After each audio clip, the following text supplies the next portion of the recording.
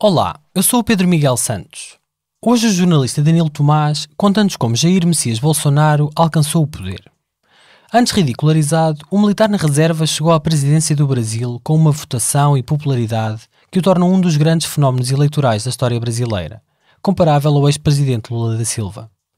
Parlamentar sem influência, conhecido pelas declarações machistas e homofóbicas e pela defesa das armas e da ditadura civil-militar do Brasil, Bolsonaro tem-se revelado um presidente errático, num governo atolado em recuos, crises e escândalos a cada nova semana. Como vive o país entre este fenómeno pop, meio carnavalesco, e uma percepção de crise política e institucional permanente? Como é possível o mesmo Brasil, que há 10 anos era um exemplo mundial, ao aparentemente aliar crescimento económico, redução das desigualdades e estabilidade política, não conseguir superar a crise e ainda ver a sua democracia sob risco? O Danilo recuou uns bons anos para perceber como Bolsonaro se foi agigantando, enquanto o Brasil parecia ruir, e como é que ele conseguiu sentar-se no Palácio do Planalto, a sede do Poder Executivo Federal Brasileiro. É isso que nos vai explicar nesta reportagem, dividida em duas partes. O amor vem por princípio, a ordem por base. O progresso é que deve e por fim. Desprezaste esta lei de Augusto Conte e foste ser feliz longe de mim. Desde a fundação da Primeira República do Brasil, em 15 de novembro de 1889, 16 militares comandaram o país, seja no exercício da presidência da República ou por meio de 2 juntas governamentais provisórias que contaram com 3 militares cada, em 1930 e 1969. 7 militares que ocuparam a presidência de maneira direta ascenderam ao poder por golpes ou eleições indiretas. 3 foram eleitos pelo voto popular: o Marechal Hermes da Fonseca, que governou entre 1910 e 1914, o General Eurico Gaspar Dutra, que chefiou de janeiro de 1946 a janeiro de 1951, e o capitão da reserva e ex-deputado federal pelo Rio de Janeiro, Jair Messias Bolsonaro, o 38º presidente da República Federativa do Brasil, eleito no último dia 28 de outubro com 57,7 milhões de votos, a segunda maior votação da história do país. Com uma agenda que agrega o nacionalismo e o liberalismo econômico, a facilitação da posse de armas e o endurecimento no combate à criminalidade, a valorização de um idealizado tipo de família e a perseguição à chamada ideologia de gênero, o que poderia se esperar da posse do primeiro militar eleito desde o final da ditadura civil-militar em 1985? Se o caro ou a cara ouvinte não acompanhou o evento em Brasília, deve imaginar que a capital brasileira, nos dias 31 de dezembro de 2018 e 1º de janeiro de 2019, era uma cidade austera, no passo duro dos militares. Lê do engano.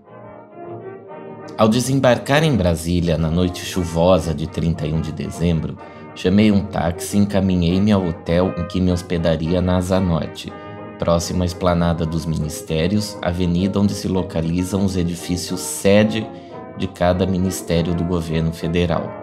Eram pouco mais de 21 horas. Assim que as portas do saguão se abriram, deparei-me com uma imagem que sabia histórica. Por todo o hotel, via, no lugar da roupa branca, tradicional das festas de Ano Novo no Brasil, homens com camisetas com o retrato de Bolsonaro reproduzido em decalque, mulheres de macacão verde ou combinando verde e amarelo. O presidente eleito, que em poucas horas tomaria posse, havia mudado até mesmo a paleta do figurino da virada do ano e imposto uma regra: o vermelho estava vetado. Não é difícil imaginar o motivo. No dia seguinte, primeiro dia do Ano Novo, os militantes que haviam viajado a Brasília para assistir à posse, muitos deles de ônibus em caravanas organizadas para a ocasião, seguiam o figurino da noite de Réveillon. Alguns carregavam bandeiras do Brasil ou vestiam camisetas confeccionadas para a ocasião da posse. O comércio ambulante, traço característico da desigualdade brasileira nos grandes centros urbanos, era todo verde, amarelo e Bolsonaro. De camisetas com fotos e frases a bonequinhos de plástico, tudo dizia respeito ao mito, como é chamado Bolsonaro por seus seguidores. 2 bonecos infláveis gigantes que imitavam Bolsonaro cortavam o horizonte da capital federal.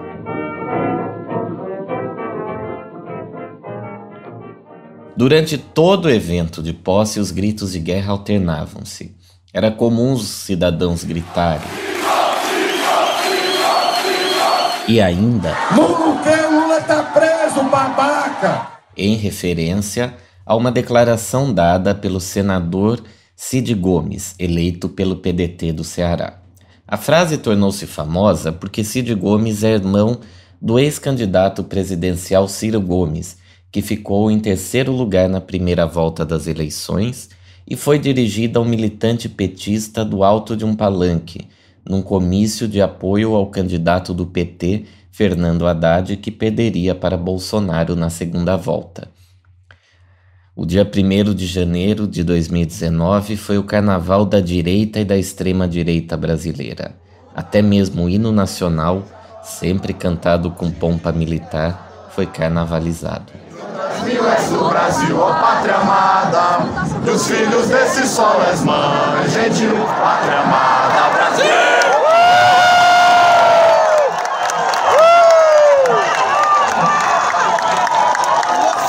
Viva o Brasil! Nossa bandeira jamais será vermelha! A nossa bandeira jamais será vermelha! A nossa bandeira jamais será vermelha! Mas como é possível, deve-se perguntar quem está desse lado, que a posse de um militar da reserva que tem em sua agenda a restauração da ordem ou aquilo que ele entende como ordem, tenha sido algo tão semelhante a um dia de carnaval de rua no Brasil? Seria uma peculiaridade brasileira ou efeito da relação que Bolsonaro foi capaz de estabelecer junto àqueles que vieram a tornar-se seus eleitores? O que fez um capitão da reserva e deputado federal pouco expressivo na maior parte dos seus 7 mandatos tornar-se uma figura pop? De que forma o estilo, calcado no confronto moral e na divisão maniqueísta entre os ditos cidadãos de bem e os chamados comunistas, deve influenciar no futuro de seu governo e na manutenção de sua base de militantes? De que maneira o embate moral ou guerra cultural de Bolsonaro se encontra com a sua inexperiência e limitações para os assuntos de Estado? Como um fenômeno pop, irá reagir à crise política, econômica e, por que não, democrática do Brasil? Com teu juro exorbitante, transformar mais outra libra em dívida flutuante. São essas as perguntas que norteiam a peça Bolsonaro, um mito em crise permanente. Seja toda a gente bem-vinda ao 2 Pontos, um programa fumaça de histórias contadas com tempo.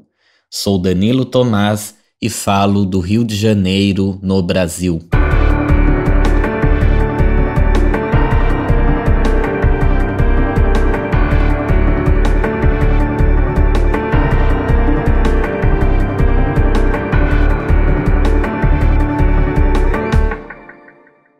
A posse de Jair Bolsonaro como presidente do Brasil marca a primeira mudança de grupo político no comando do país desde o 1º de janeiro de 2003, ano em que o operário e sindicalista Luiz Inácio Lula da Silva, do Partido dos Trabalhadores, tomou posse em seu primeiro mandato. Mudança. Essa é a palavra-chave. Esta foi a grande mensagem da sociedade brasileira nas eleições de outubro. A esperança finalmente venceu o medo e a sociedade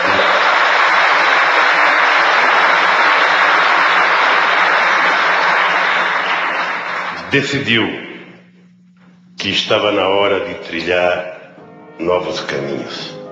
Em 2003, o Brasil completaria 15 anos da Constituição Federal de 1988, que encerra formalmente o período da ditadura civil-militar de 1964 a 1985. A eleição de Lula marcava também a primeira alternância de poder no período da redemocratização. O momento da troca da faixa presidencial em 2003 carregava outro simbolismo, tão ou mais importante que a própria sucessão de poder. Em 1º de janeiro daquele ano, um opositor da ditadura civil-militar, o sociólogo Fernando Henrique Cardoso, do Partido da Social-Democracia Brasileira, o PSDB, entregava o poder a outro opositor do regime ditatorial. Do total de 33 ministros de Lula, 12 estiveram ligados à luta armada no período da ditadura e 11 haviam sido dirigentes sindicais. O presidente recém-empossado prometia enfrentar a desigualdade e a fome no país, depois de conquistada a estabilidade monetária no governo FHC. A democracia brasileira parecia haver chegado a um nível de maturidade que a tornava imune às crises do século XX.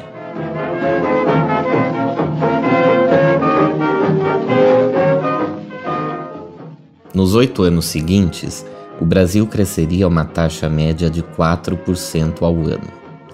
A pujança econômica, aliada a políticas como a valorização do salário mínimo, tirariam 30 milhões de pessoas da pobreza e da miséria, segundo dados da Fundação Getúlio Vargas. O país seria o primeiro do mundo a superar a recessão causada pela crise de setembro de 2008. Na capa de 14 de novembro de 2009, da revista inglesa The Economist, o Cristo Redentor se despregava do Corcovado como se fosse um foguetão, simbolizando a arrancada do país. Antes, na reunião do G20, em abril daquele ano, o presidente dos Estados Unidos da América, Barack Obama, diria ao então presidente Lula: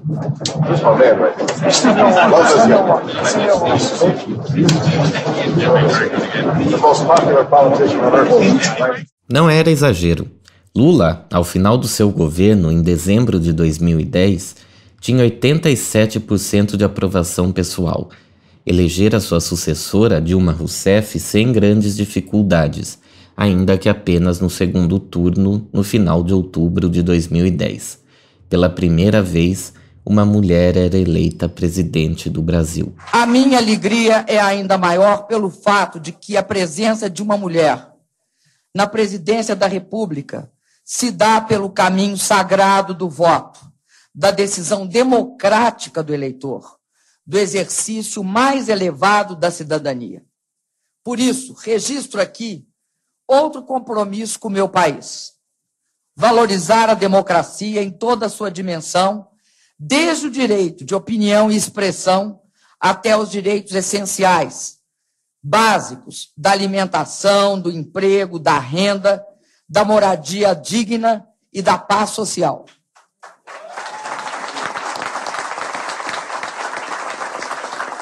Eu vou zelar pela mais ampla e irrestrita liberdade de imprensa.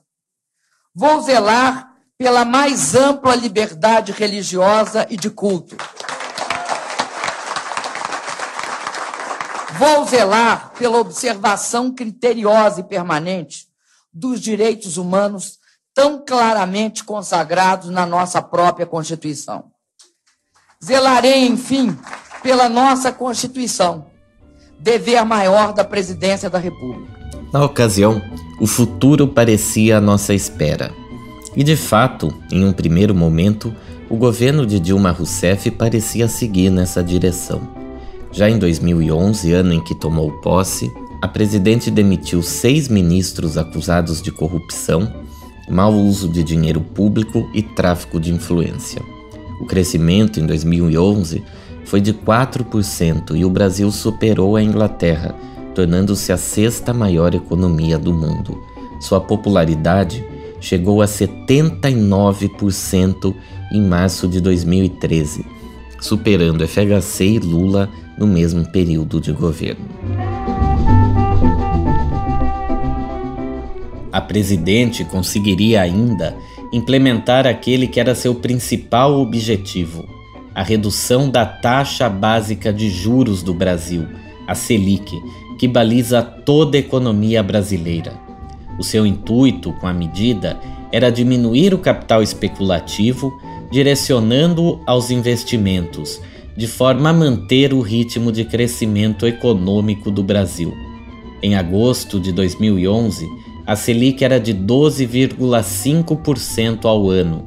Chegaria, em abril de 2013, a 7,25% ao ano. A taxa de juros real, a Selic descontada a inflação de 12 meses, chegaria a menos de 2% ao ano, dentro dos padrões internacionais. A economista Laura Carvalho, professora da Universidade de São Paulo e autora do livro Valsa Brasileira, do Boom ao Caos Econômico, lançado em maio de 2018, analisa a estratégia.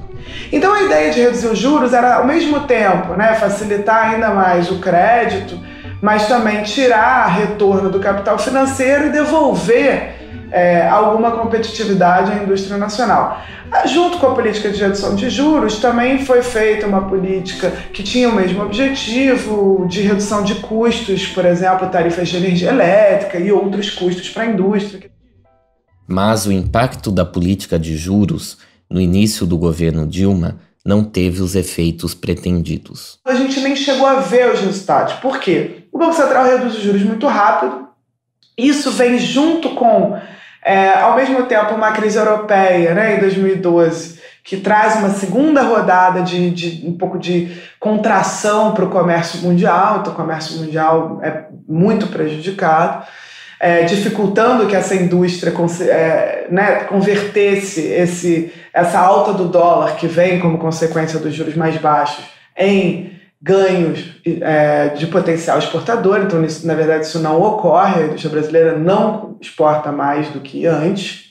Tampouco aumenta a produção industrial. E, por outro lado, esse dólar mais alto, ele vem muito rápido. Então, você tem uma desvalorização da moeda brasileira relativamente rápido, com impactos inflacionários disso. Então, rapidinho você começa a ver a inflação que vinha sendo mantida sob controle, até com a ajuda desse real valorizado, saindo um pouco de controle, sendo controlada artificialmente de outras formas, etc.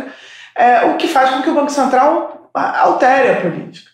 Então, quando a inflação começa a sair do teto da meta de inflação, o Banco Central começa a subir os juros novamente. Isso em abril de 2013. Já em abril de 2013.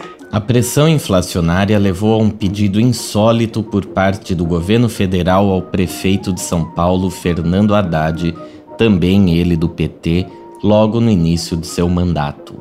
Prefeito é o equivalente ao presidente de Câmara em Portugal.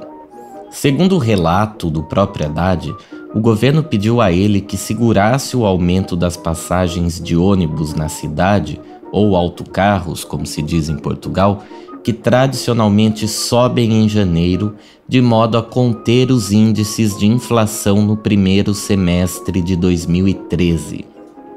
Haddad, como bom soldado, acatou o pedido, mas a decisão seria inócua.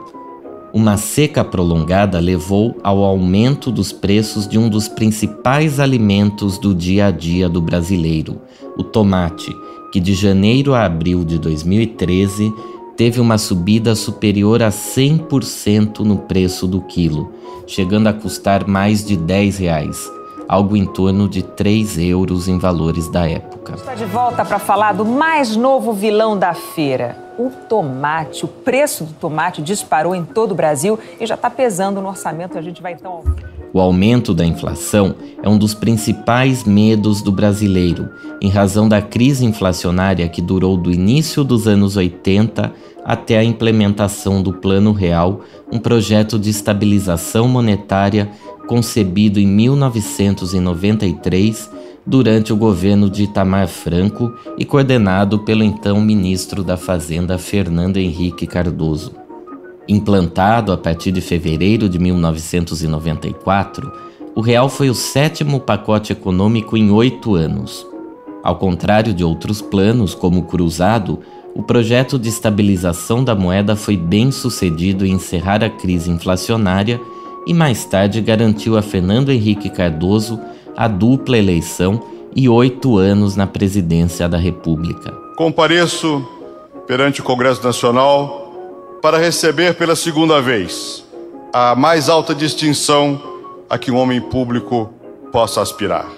No começo de 2013, o aumento do custo de vida estava muito distante dos anos de hiperinflação, quando chegou a superar a marca de 1000% ao ano. No entanto, a elevação dos preços, somada ao baixo crescimento do ano anterior e a geração de receitas atípicas para cumprir a meta fiscal de 2012, começou a causar incômodo e desconfiança em alguns setores, como os empresários e parte da classe média. O processo ainda não era captado pelas pesquisas de opinião, mas os partidos que compunham a heterogênea base de apoio ao governo Dilma, como o Movimento Democrático Brasileiro de seu vice Michel Temer, estavam atentos ao custo político de suas decisões econômicas.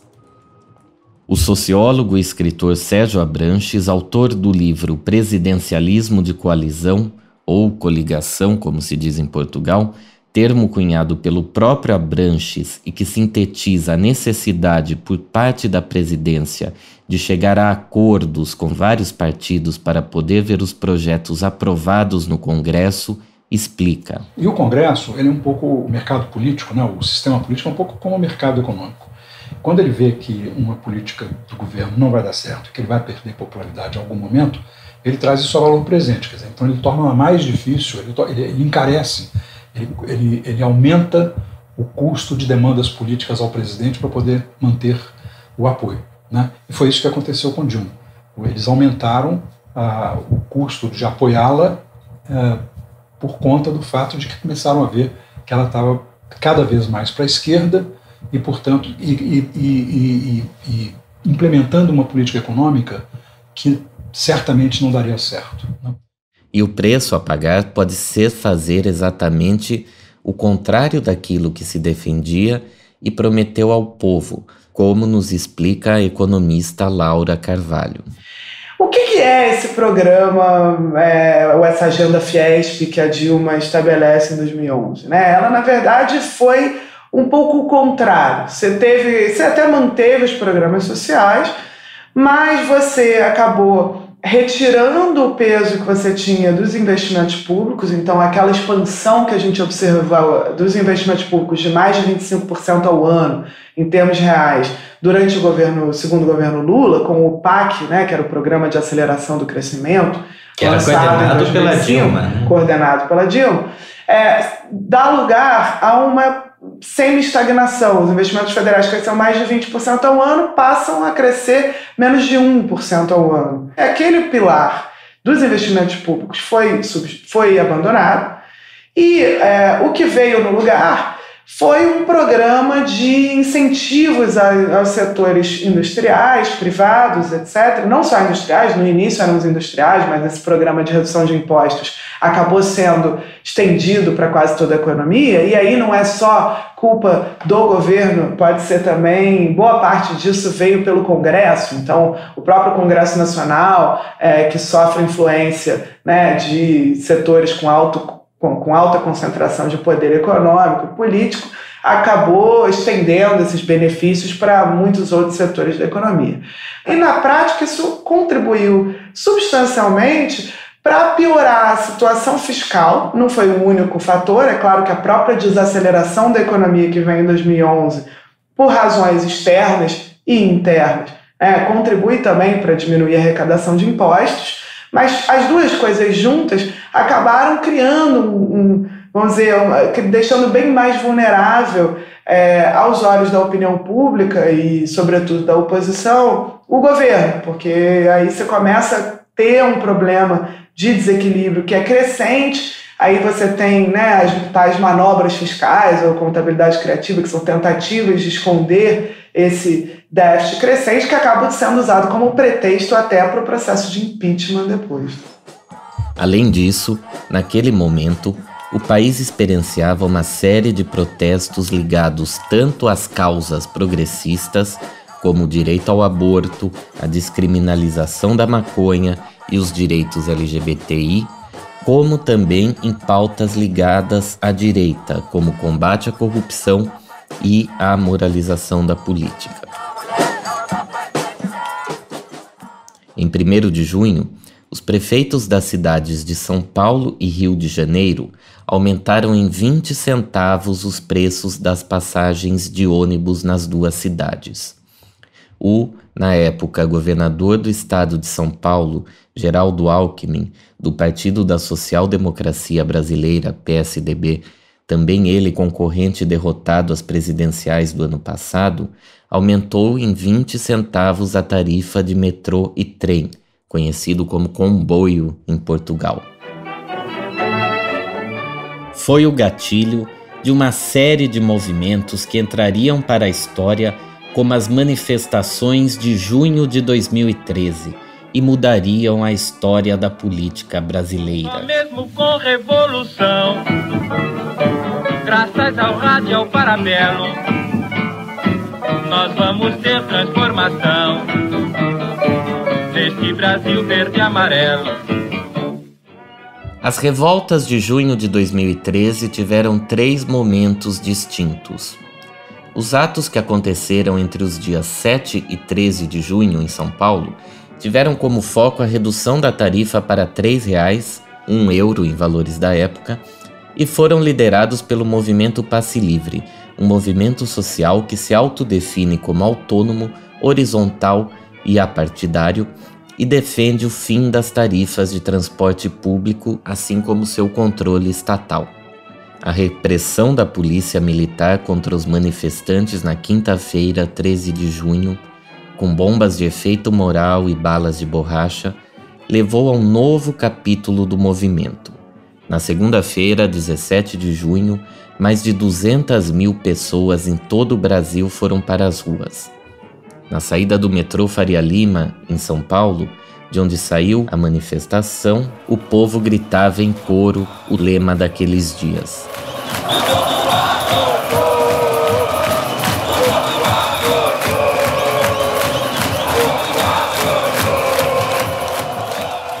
Pelas ruas, a ordem era: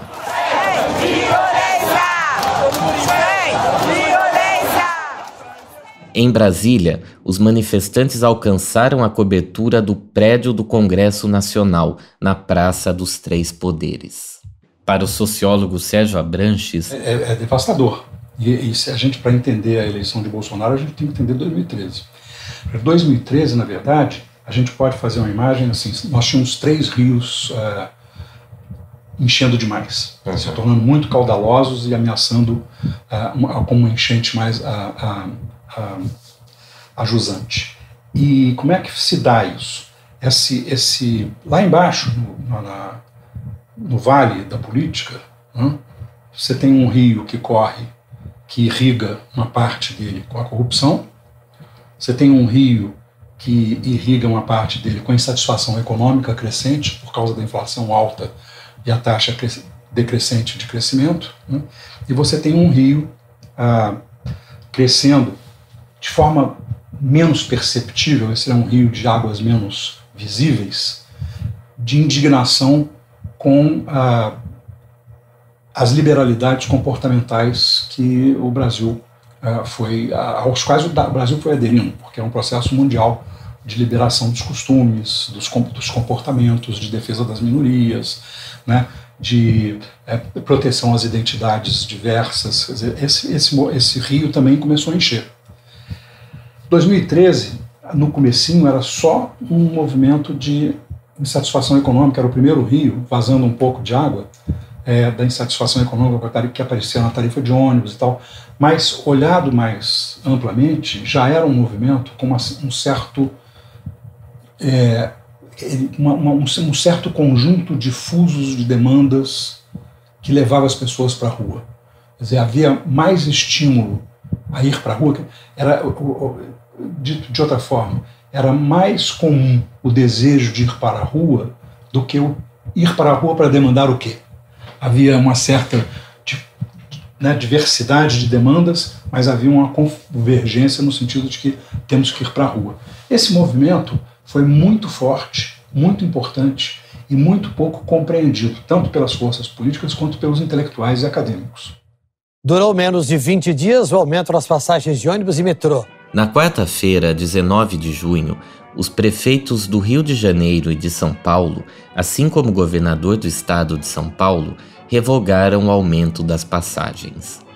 O prefeito de São Paulo, Fernando Haddad, do PT, contrário à revogação, não escondeu sua insatisfação no anúncio da medida quando dividiu o palanque com o governador do estado, Geraldo Alckmin, do PSDB. Nós vamos revogar o reajuste dado, sacrifício grande, nós vamos ter que cortar investimentos. Ainda assim, o povo voltou às ruas na quinta-feira, 20 de junho. A Avenida Paulista, principal via da cidade de São Paulo, dividiu-se em duas. De um lado, os manifestantes vestidos de verde e amarelo. Do outro, os manifestantes com camisetas e bandeiras vermelhas. E, na verdade, lá no seu bojo, começava a aparecer a polarização.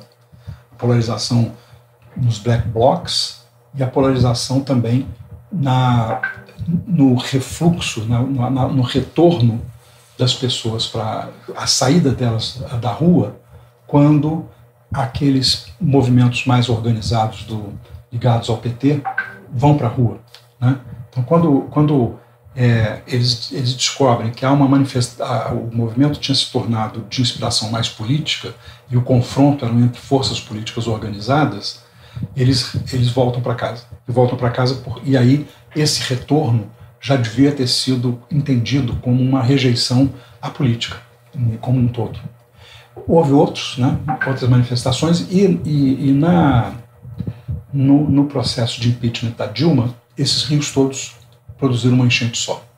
Então havia ali a rejeição à coalizão, havia ali a rejeição à política, à corrupção, à política, a rejeição e as demandas econômicas, a insatisfação econômica. Houve uma rejeição do modelo econômico, uma rejeição da política e dos políticos em geral, uma descrença de que aquele tipo de democracia fosse capaz de dar solução aos gravíssimos problemas que a população se via envolvida e,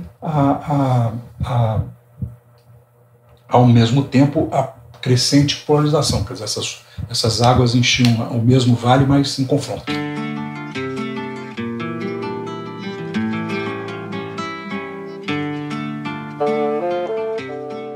De junho de 2013 em diante, o Brasil não foi mais o mesmo. A polarização vista nas ruas voltou com força no segundo turno das eleições presidenciais de 2014, que opôs a presidente Dilma Rousseff, do PT, ao candidato Aécio Neves, do PSDB. O segundo turno, porém, terminou com a vitória de Dilma Rousseff, com 51,6% dos votos. O PSDB, partido de Aécio Neves, pediu ao Tribunal Superior Eleitoral uma auditoria das urnas eletrônicas para verificar se tinha havido fraude nas eleições. Em dezembro de 2014, o partido exigiria a cassação da chapa de Dilma e Temer, alegando que a campanha havia sido bancada com dinheiro de corrupção. No Brasil, chapa é a lista de pessoas que se apresenta a eleições e a cassação da mesma seria a retirada do direito de ocupar um cargo público ou de ser eleito para determinada função por um determinado tempo. O PSDB foi derrotado nos dois casos. Ainda assim, a crise política estava iniciada e 4 anos depois terminaria com a eleição de Jair Bolsonaro. Deixe-me ir, preciso andar, vou por aí a procurar, vir pra não chorar. Deixe-me ir, preciso andar, vou por aí a procurar, vir pra não chorar. Em 2014, o Brasil teve o primeiro déficit da sua história, de 0,63% do PIB. Dilma Rousseff assumiu seu segundo mandato em 1º de janeiro de 2015, disposta a sinalizar aos mercados que reverteria a política econômica de seu primeiro governo, responsável pelo aumento da dívida pública do país de 51% para 57% do PIB, e pelo início da recessão econômica já no segundo semestre de 2014. Para tanto, o governo federal cortou gastos públicos e investimentos. Preços que estavam congelados, como o da gasolina, foram aumentados. A inflação em 2015 superou a marca de 10% pela primeira vez desde 2002. Os juros chegaram a 14,25% ao ano em maio de 2016, a maior taxa desde outubro de 2006. O desemprego, após chegar à mínima histórica de 4,3% em dezembro de 2014, estava em 11,2% em maio de 2016, quando a presidente é afastada do cargo.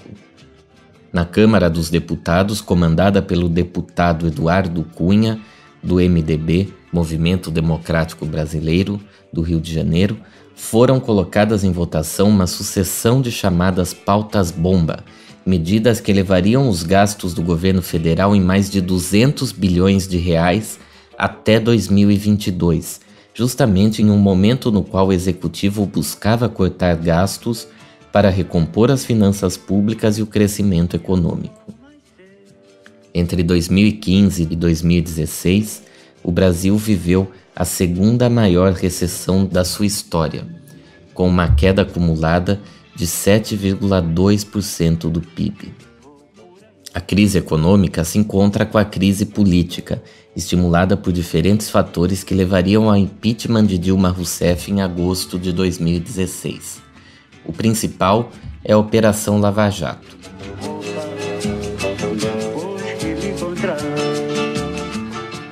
Iniciada em março de 2014, a Lava Jato investiga uma rede de corrupção que envolve políticos, acionistas e executivos de construtoras com negócios junto à Petrobras, empresa pública do setor de óleo e gás, fundada em 1953 com ações na Bolsa de Valores. A operação, comandada pelo Ministério Público Federal de Curitiba, prendeu, entre 2014 e 2018, 255 pessoas, entre empresários, executivos e políticos, e colocou a classe política brasileira em xeque. Para a maior parte dos brasileiros, o país, pela primeira vez, enfrenta um de seus principais males, a corrupção e a impunidade dos grandes empresários e políticos. O impeachment já é uma demonstração da falência do governo e da possibilidade das outras instituições encontrarem uma saída remediadora, né, do processo, que não fosse traumática. Sérgio Abranches tem razão. Todo o edifício político tradicional do Brasil parecia estar em erosão. Um dos alvos da Operação Lava Jato é o presidente da Câmara dos Deputados, a Câmara Baixa do Congresso Nacional do Brasil, Eduardo Cunha. Em março de 2015, Cunha havia negado, em depoimento à Comissão Parlamentar de Inquérito da Petrobras, ser titular de contas no exterior. Não tem qualquer tipo de conta em qualquer lugar que não seja a conta que está declarada no meu imposto de renda. E não recebi qualquer vantagem ilícita ou qualquer vantagem com relação a qualquer natureza vinda desse processo. Meses mais tarde, no início de outubro, o Ministério Público da Suíça enviou documentos à justiça brasileira que atribuíam a Eduardo Cunha 4 contas bancárias no país europeu. Em uma das contas, havia recursos recebidos por um lobista ligado ao MDB e preso pela Operação Lava Jato, João Augusto Henriques. O Partido Socialismo e Liberdade, PSOL, e a Rede, partido da ex-ministra do Meio Ambiente no governo de Lula da Silva e ex-candidata presidencial nas 3 últimas eleições, Marina Silva, entraram com uma representação contra Cunha por quebra de decoro parlamentar, uma vez que o deputado mentiu à CPI. A denúncia contra Cunha vem em um momento no qual o governo Dilma Rousseff busca reagir à crise política e recompor a unidade e a estabilidade. Para tanto, a presidente sela um acordo com o deputado estadual Leonardo Pitiani, do MDB do Rio de Janeiro, e realiza a primeira reforma ministerial em seu segundo governo. Reduz o número de ministérios de 39 para 31. O então ministro-chefe da Casa Civil, Jacques Wagner, falou em nome da presidente logo após a primeira reunião com o novo ministério. Eu considero que a reunião foi extremamente positiva, senti um clima de muita unidade dos ministros que já estavam, dos ministros que estão chegando, e reafirmo essa palavra da presidente exatamente no sentido que a reforma foi para otimizar a operação do governo. A disputa chega ao seu desenlace no início de dezembro de 2015. Segundo noticiado na época, o presidente da Câmara havia proposto um acordo com o PT para encerrar a crise política. Arquivaria os pedidos de impeachment enviados à Câmara dos Deputados contra Dilma Rousseff em troca de 3 votos para encerrar seu processo no Conselho de Ética. Diante da negativa do Partido dos Trabalhadores em selar o acordo, o presidente da Câmara acatou o pedido de impeachment, destituição em português, da presidente Dilma Rousseff, protocolado pelos advogados Hélio Bicudo, ex-petista falecido há pouco tempo, Miguel Reale Júnior, ligado ao PSDB, e Janaína Pascoal, professora de Direito da Universidade de São Paulo. Em 2018, Janaína seria eleita deputada estadual por São Paulo com mais de 2 milhões de votos, a maior votação obtida por um deputado estadual na história do país. A presidente Dilma reagiu de imediato em uma declaração ao vivo para todo o Brasil.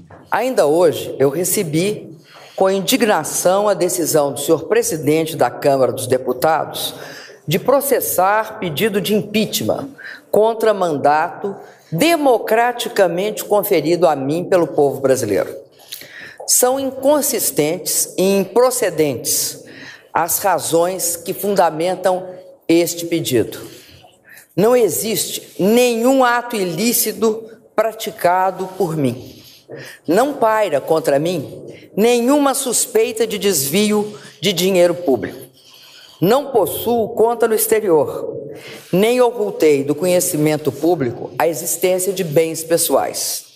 Nunca coagi ou tentei coagir instituições ou pessoas na busca de satisfazer meus interesses. Meu passado e meu presente atestam a minha idoneidade e meu inquestionável compromisso com as leis e a coisa pública. Nos últimos tempos, em especial nos últimos dias, a imprensa noticiou que haveria interesse na barganha dos votos de membros da base governista no Conselho de Ética da Câmara dos Deputados. Em troca, haveria o arquivamento dos pedidos de impeachment. Eu jamais aceitaria ou concordaria com quaisquer tipos de barganha, muito menos aquelas que atentam contra o livre funcionamento das instituições democráticas do meu país, bloqueiam a justiça ou ofendam os princípios morais e éticos que devem governar a vida pública.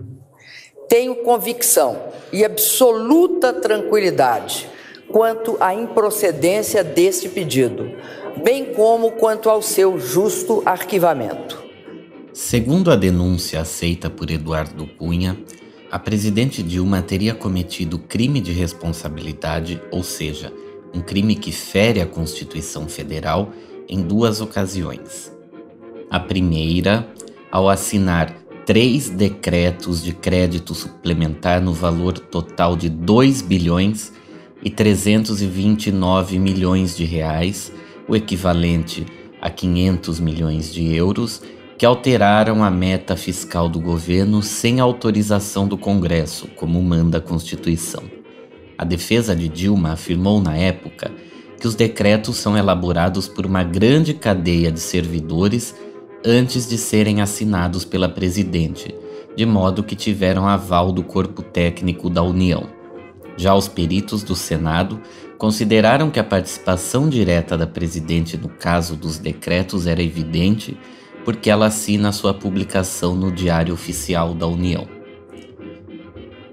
A segunda acusação feita contra Dilma é referente ao atraso entre janeiro e novembro de 2015 do pagamento para o Banco do Brasil de parcelas que totalizaram 3,5 bilhões de reais, o equivalente a 850 milhões de euros, referentes aos subsídios do Plano Safra, um programa federal de auxílio a agricultores familiares através de crédito a juros abaixo da média de mercado.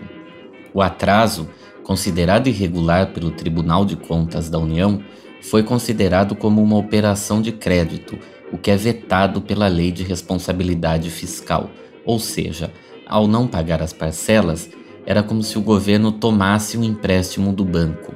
Os acusadores afirmaram ainda que a prática mascarou as contas públicas, ou seja, mostrou para o país um dado falso sobre a situação real financeira do Estado. A defesa da presidente negou na ocasião que se tratasse de operação de crédito. Uma perícia feita por técnicos do Senado, a pedido da defesa da presidente à comissão processante do impeachment, mostrou que não havia indícios de participação direta ou indireta da presidente no fato. Em 4 de março de 2016, o ex-presidente Lula foi levado pela Polícia Federal em condução coercitiva, sem que tenha sido chamado previamente e nem tendo se negado a ir depor de sua casa em São Bernardo até o aeroporto de Congonhas, na zona sul de São Paulo. Na ocasião, sua casa foi revistada à procura de provas de enriquecimento ilícito.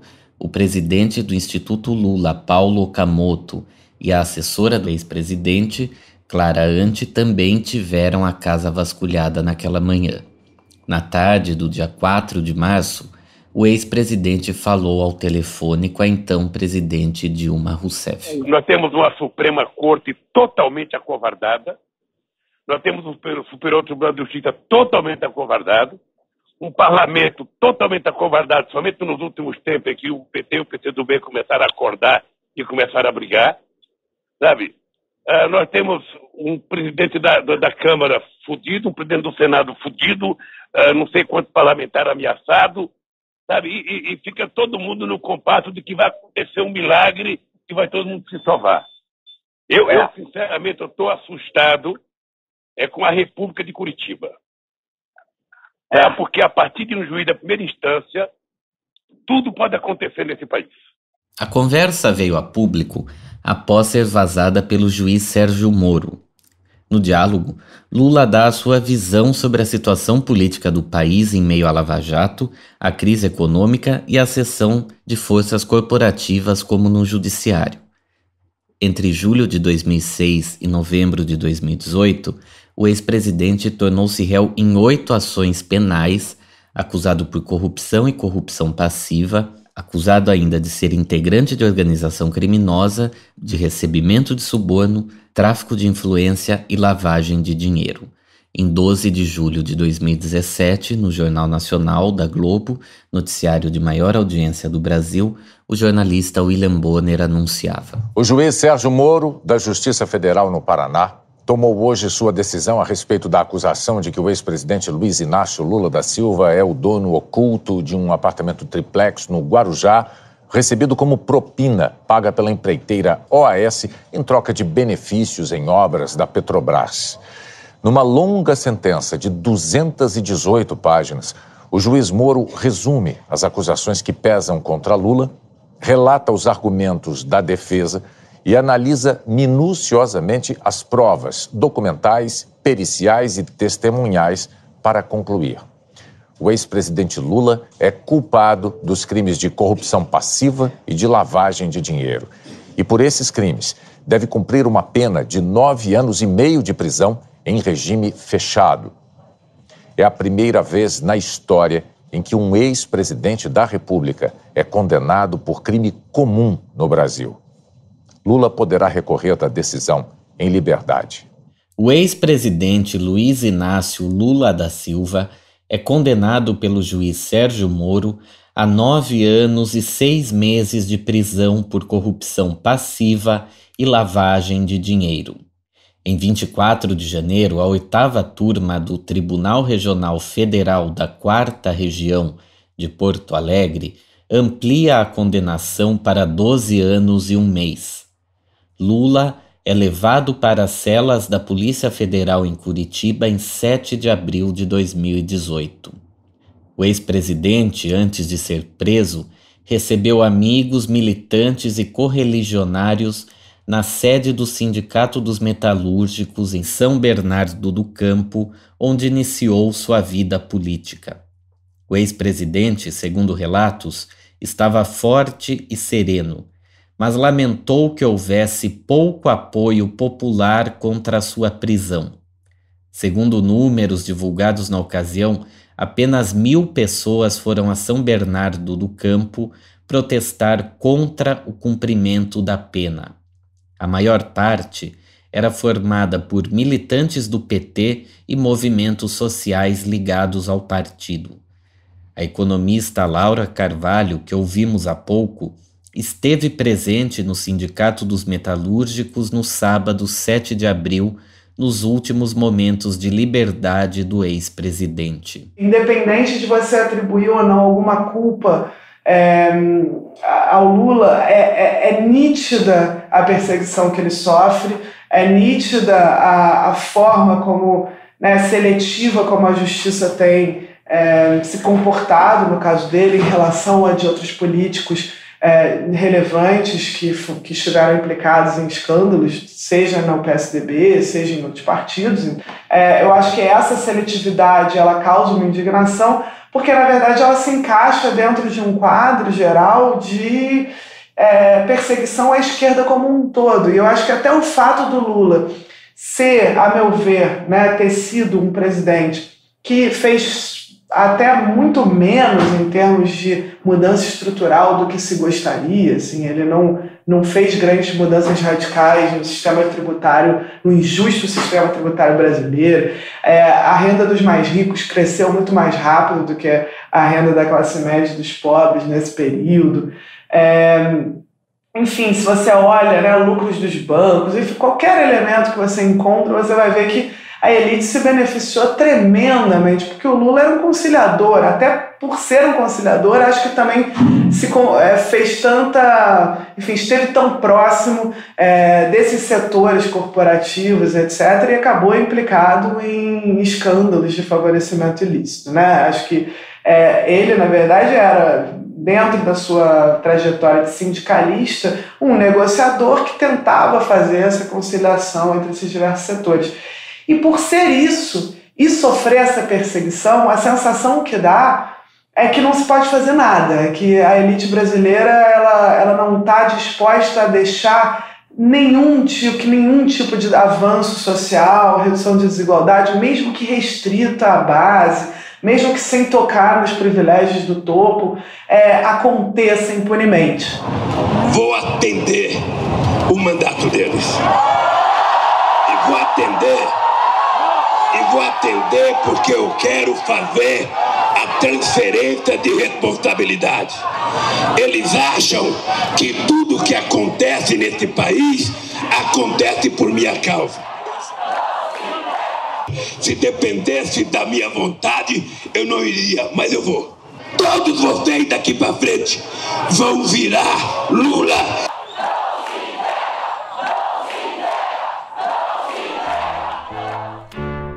Estou vivendo com você. Estou vivendo com você. Num martírio sem igual. Num martírio sem igual. Vou largar você de mão, com razão, para me livrar do mal. Supliquei.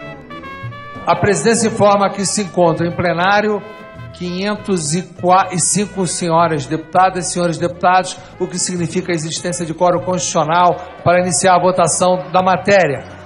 Declaro iniciada a votação. Passa a chamada das senhoras deputadas e senhores deputados. A votação dos deputados pela admissão do processo de impeachment de Dilma Rousseff foi realizada no domingo 17 de abril de 2016.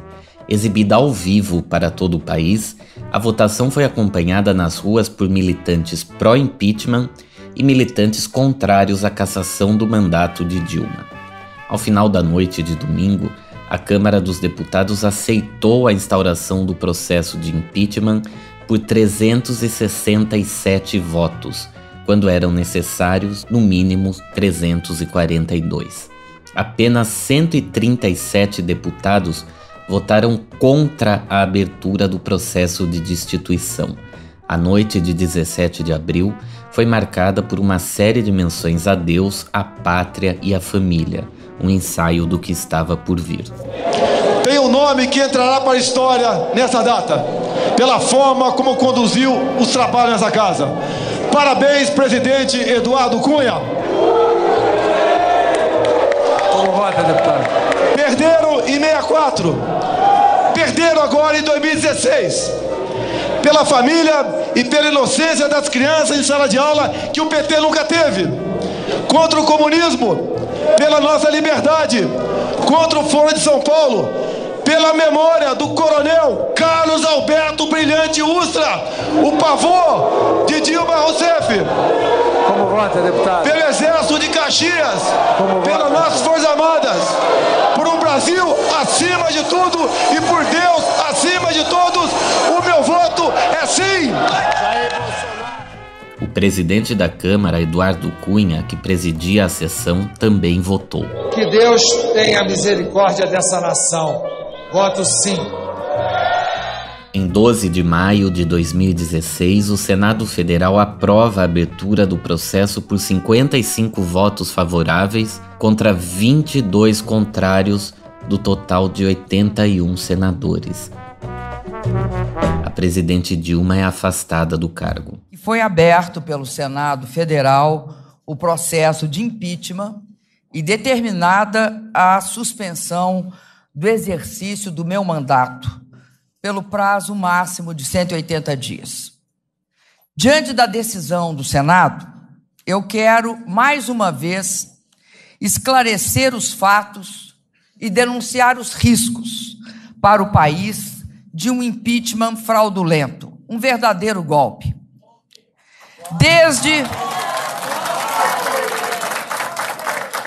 Desde que fui eleita, parte da oposição inconformada pediu recontagem dos votos, tentou anular as eleições e depois passou a conspirar abertamente pelo meu impeachment.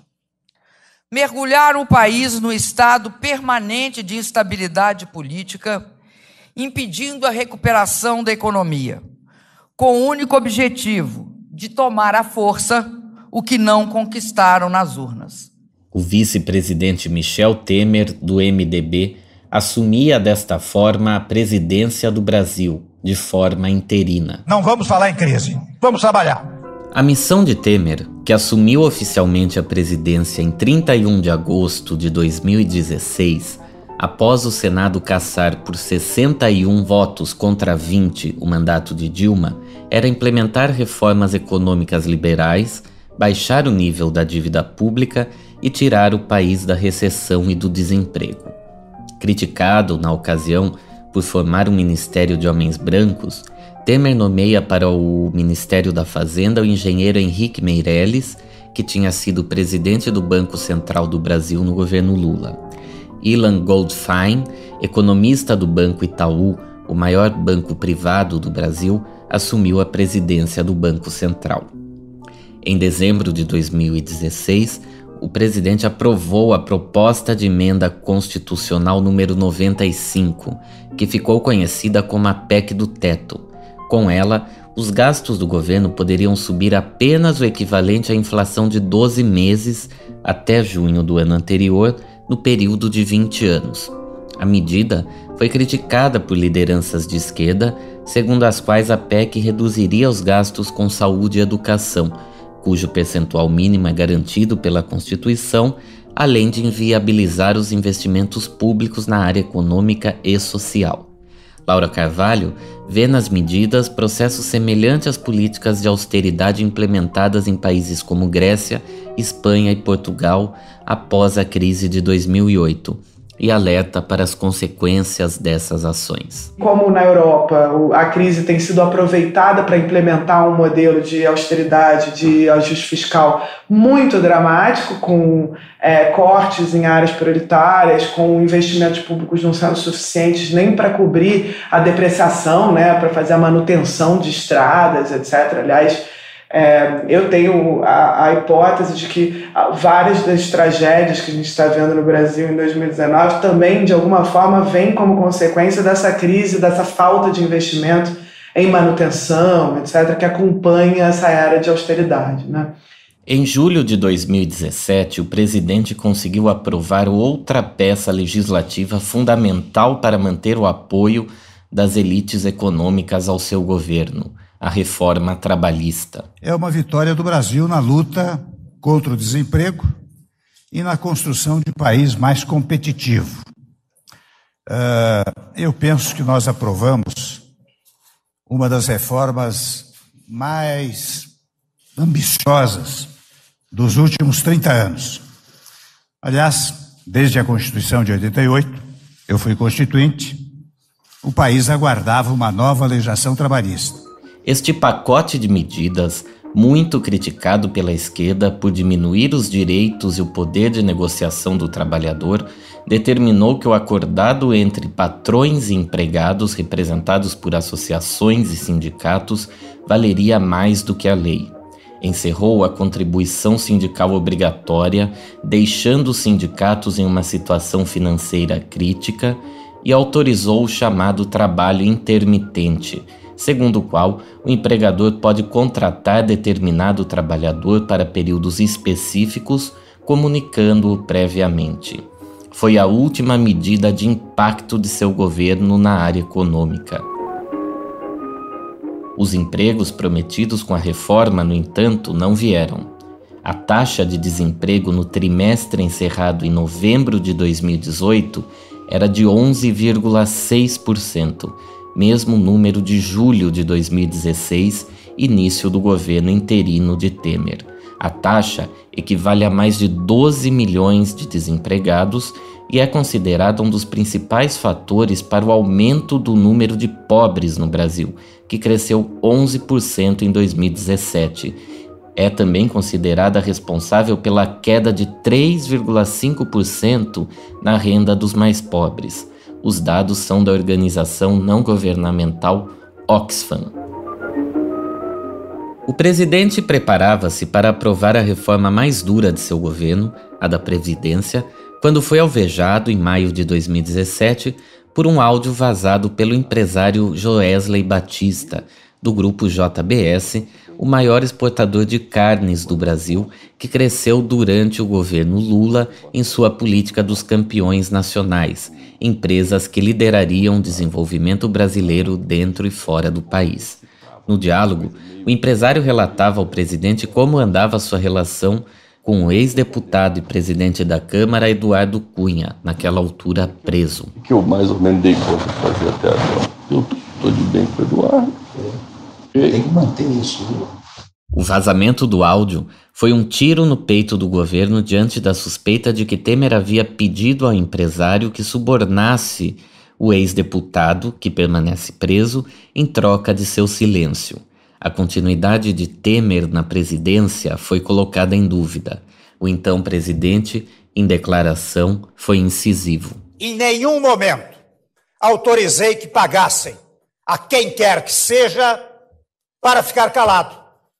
Não comprei o silêncio de ninguém, por uma razão singelíssima, exata e precisamente porque não temos nenhuma delação. Não preciso de cargo público, nem de foro especial. Nada tenho a esconder. Não renunciarei. Repito, não renunciarei. O presidente conseguiu manter-se no poder a partir da liberação de verbas para os parlamentares, as chamadas emendas parlamentares. Os deputados, por sua vez, arquivaram 2 denúncias contra Temer em 2017. Os pedidos de abertura de processo de impeachment foram arquivados ou ignorados, mas foi o fim de seu projeto de reformas liberalizantes. O então presidente do PSDB e senador pelo estado de Minas Gerais, Aécio Neves, que terminou as eleições de 2014 em segundo lugar, também teve um áudio vazado pelo empresário. Nele, Joesley comentava com o senador sobre o pedido de R$2 milhões para custear advogados. O pedido havia sido feito pela irmã de Aécio, Andréa Neves. Como é que a gente combina? Tem que ver. Você vai lá em casa, o Fred. Se for o Fred, eu ponho um menino meu, se for você, sou eu. É só pode ser desse jeito. Entendeu? Tem que ser entre 2, não dá pra ser. Tem que ser um que a gente mata ele antes de levar o Fred. Pode matar ele. Eu com você. Pronto. Ou o Fred com o cara dele. Pronto. Combinar o Fred com o cara dele. Porque ele sai de lá e vai no cara. E tu vai dar ajuda do caralho. Foi o fim de sua pretensão de chegar à presidência da República. O cientista político Sérgio Abranches afirma que os áudios tiraram a legitimidade das forças políticas que apoiaram o impeachment, levando ao agravamento da crise. Se agrava a situação porque o Aécio, que era o contestador, logo em seguida ao impeachment, ele também se vê nas malhas das investigações de corrupção. Então, os que ficaram do lado do impeachment também perderam legitimidade. O impeachment tinha apoio da maioria da população, né? E perde, digamos, a batalha da narrativa por conta da deslegitimação também da oposição ao governo Dilma, né? Em 2018, Aécio foi eleito deputado federal por Minas Gerais, seu estado natal, com pouco mais de 106 mil votos. Em 2014, havia acabado as eleições presidenciais em segundo lugar, com 51 milhões de votos. Do movimento que é libertador, que derruba governo, é rolo compressor, MBL. A direita torna-se visível nas ruas a partir de junho de 2013, quando compete com a esquerda pelo espaço da Avenida Paulista. O movimento, no entanto, vinha em um crescente há alguns anos. Começou na imprensa, com a transformação da revista Veja, o maior semanário do Brasil, em veículo de direita e em oposição ao PT.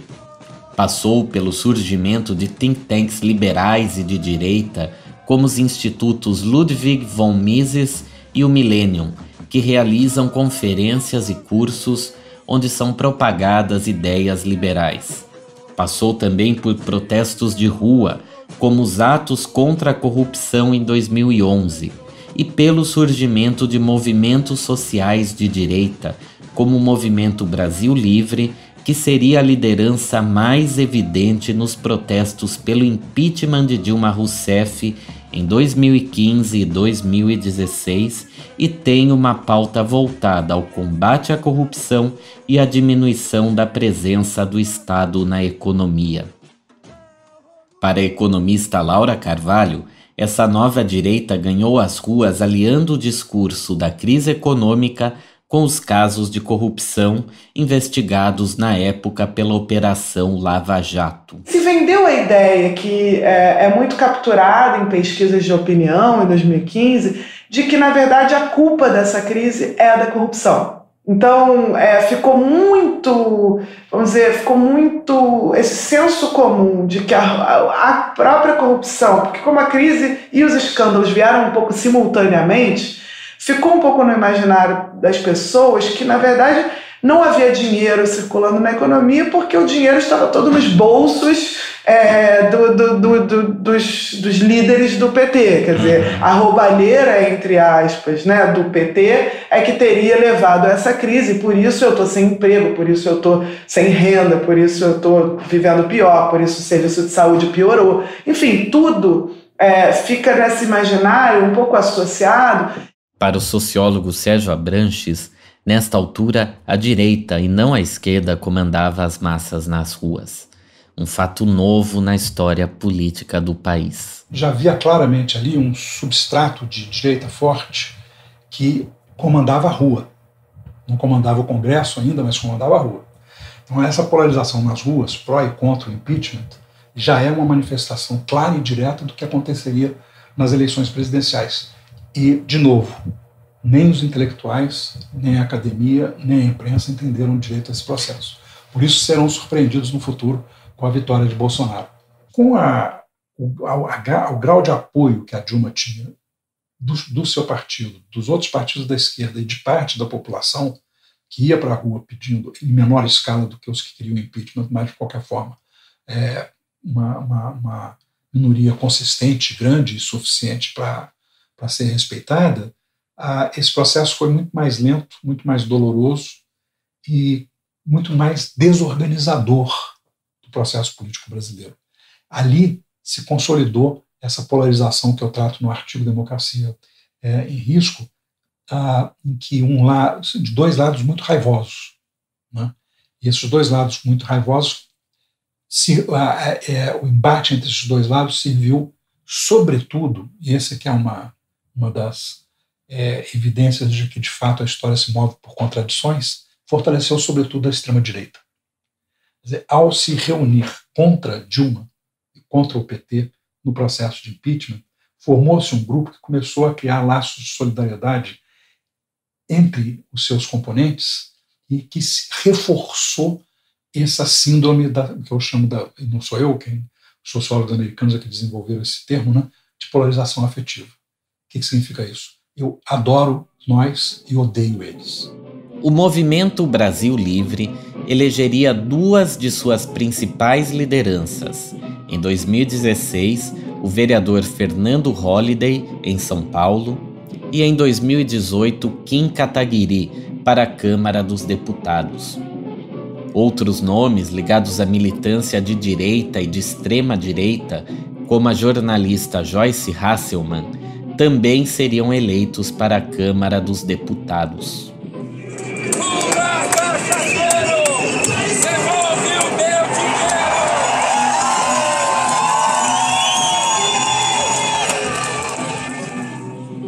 O psicanalista Thales Absaber, professor da Universidade Federal de São Paulo, é autor de Lulismo, Carisma Pop e Cultura Anticrítica, Dilma e o Ódio Político e Temer e o Fascismo Comum, que analisam, à luz dos acontecimentos e a partir de seus personagens, o Brasil dos últimos 15 anos.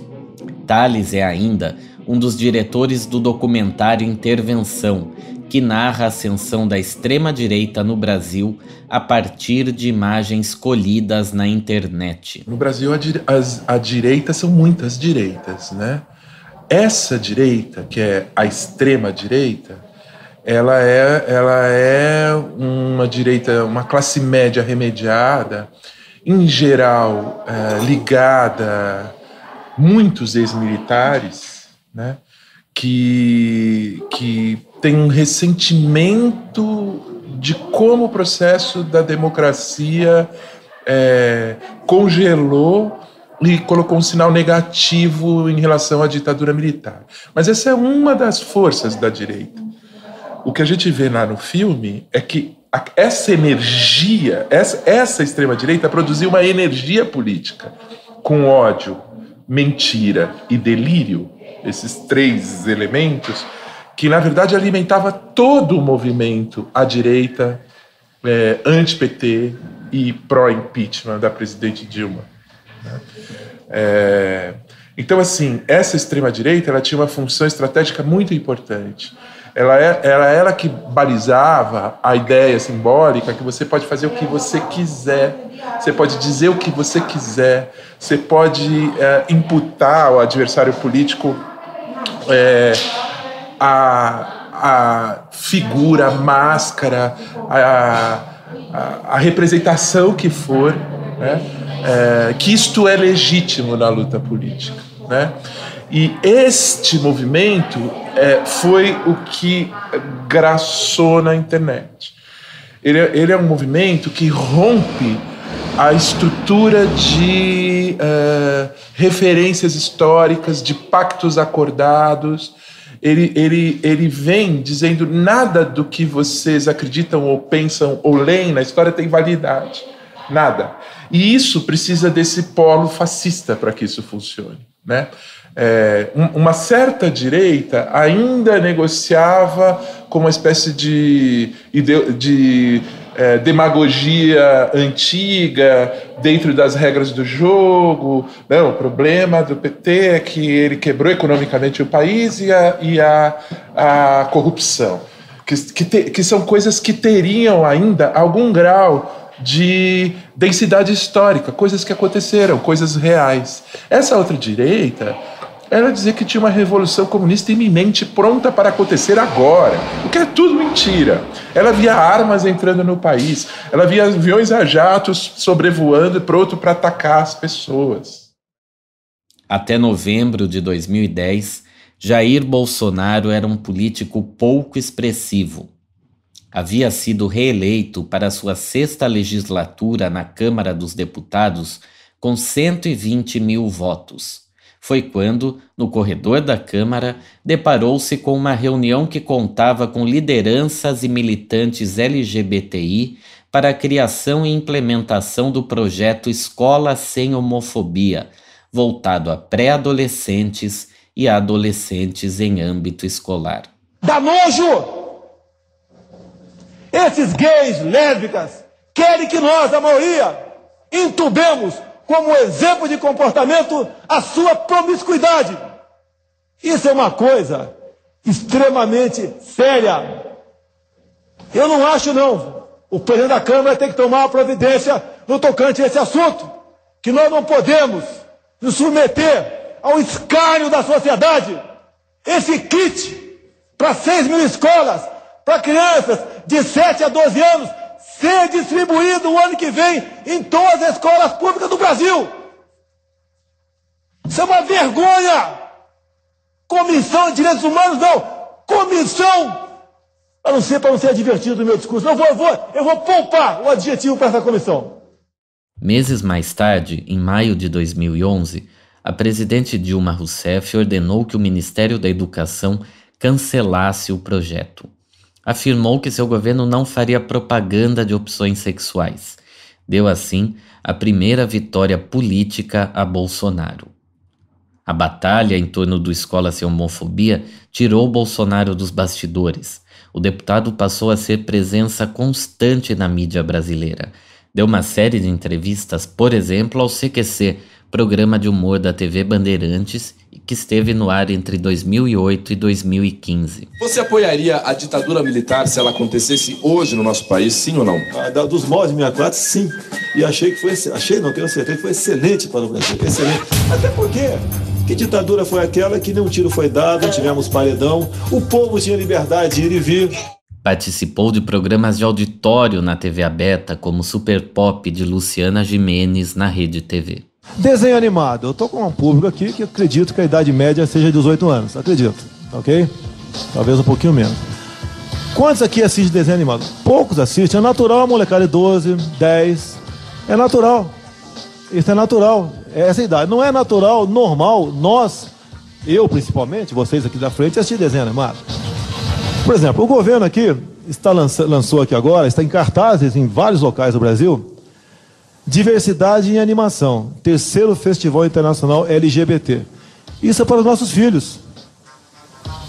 É justo o governo preparar material didático? Você falou 1 hora e pouco mais ou menos, eu discutiria 10 horas contigo os 180 itens baixados pela secretária de Direitos Humanos, Maria do Rosário, de apoio à população LGBT, que não está apoiando vocês aqui na minha direita nem à esquerda, a grande maioria daqueles itens, está entrando nas escolas do 1º grau com este material. E assim, arregimentou novos seguidores nas redes sociais. Resultado? Em 2014, Bolsonaro foi eleito para sua 7ª e última legislatura com 464 mil votos, um número 4 vezes maior do que aquele obtido em 2010, em pleno auge do PT no poder. Agora vou mudar minha conduta, eu vou pra luta, pois eu quero me abrumar. Vou tratar você com a força bruta, pra poder me reabilitar, pois esta vida não tá sopa, e eu pergunto com que roupa. Esta foi a primeira parte da reportagem Bolsonaro, um mito em crise permanente, escrita pelo jornalista Danilo Tomás, a partir do Rio de Janeiro, no Brasil. Na equipa de Lisboa, eu, Pedro Miguel Santos e o Ricardo Esteves Ribeiro fizemos a edição de texto. O Bernardo Afonso fez a edição de som.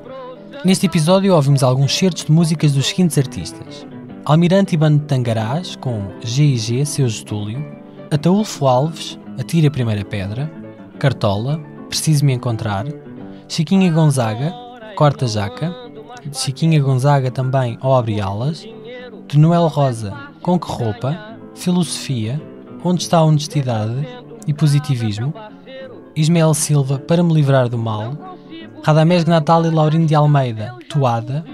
Também ouvimos certos de trabalhos jornalísticos da Globo News e da Folha de São Paulo. Fazem ainda parte da equipa Fumaça Ana Freitas, Frederico Raposo, Joana Batista, Margarida David Cardoso, Maria Almeida, Mota Fez, Sofia Rocha, Tomás Pereira e Tomás Pinho. A segunda parte desta entrevista será publicada neste feed na próxima quinta-feira, dia 11 de abril.